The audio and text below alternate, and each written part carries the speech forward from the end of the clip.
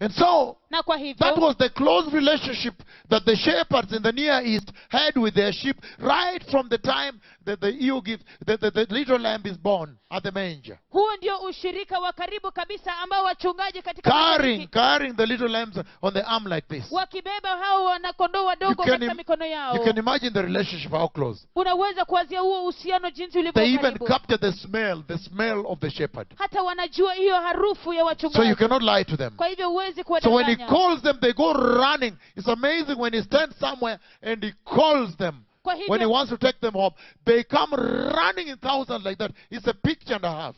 kwa hivyo wakati anaposimama na kuwaita wanakuja wakikimbia katika They maelfu run yao. to him. Wanamkimbilia. It's a beautiful relationship. Ni uhusiano wa And kupendeza. that's why he's saying Na ndio sababu anasema that this is the premise for rapture. ya kwamba huu ndio msingi wa unyakuzi. That on that day, Ya kwamba katika siku hiyo when the voice of the Lord will sound, wakati ambapo sauti ya Bwana itapigwa, he knows his sheep, anajua kondoo and his wake sheep know him. na kondoo wake When he wanamjua. will shout, he will sound his voice in the sky. Wakati ambapo atapaza sauti yake katika anga, His sheep will rush to him, kondoo wake watamkimbilia, and he will take them into the safety of heaven. naye atawachukua hadi katika usalama wa In other mbinguni. words, between now and then, Kwa maneno mengine, kati ya sasa na the wakati huo, question you need to be asking yourself, swali ambalo wapaswa kujiuliza, am I the sheep of Christ? je, mimi ni kondoo wa Kristo? Do I recognize his voice? Je, natambua sauti yake? If he sent his voice now to prepare the way, Je, iwapo ametuma sauti yake sasa hivi kuandaa njia,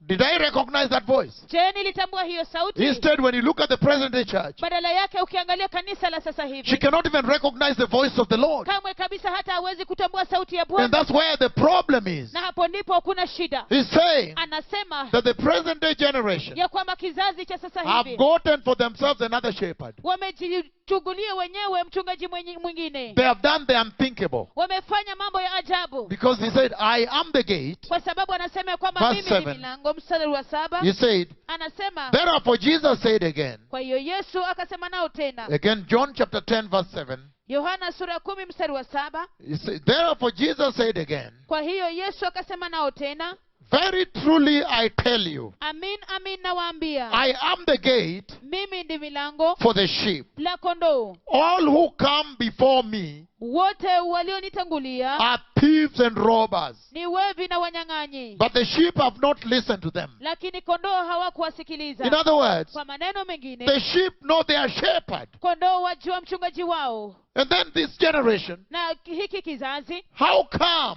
vipi you have not known the voice of the shepherd? hamjajua sauti ya mchungaji? Ever since the Lord sent me. Tangia Bwana aliponituma. You don't need to go to university or be a genius to know that Jehovah will always call for repentance.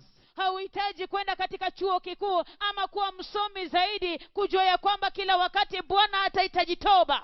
Especially Haswa kabisa when the church is in such sin. wakati ambapo kanisa liko katika dhambi ya namna hii. You don't need to know Hauhitaji kujua that the devil has never sent anybody ya kwamba shetani kamwe hajawahi kumtuma mtu yeyote to come kuja and raise cripples. na kuwainua viwete. Because the devil prefers that they become marooned. Kwa sababu- They remain in the dust and they are relieving themselves on themselves. Kwa sababu shetani anafurahia ya kwamba wapate kuwa pale pale, wabaki pale pale katika To matope. suffer there. Wateseke pale In the soil, in the dust. katika matope, katika mavumbi, Where they cannot help themselves. They are relieving themselves on their clothes. mahali ambapo hawawezi kujisaidia, wanajichafua katika nguo zao. And the cripples of Africa, Kenya here. Na viwete wa Afrika Kenya The hapa, conditions are unbelievable. hali yao ni ya kutamausha.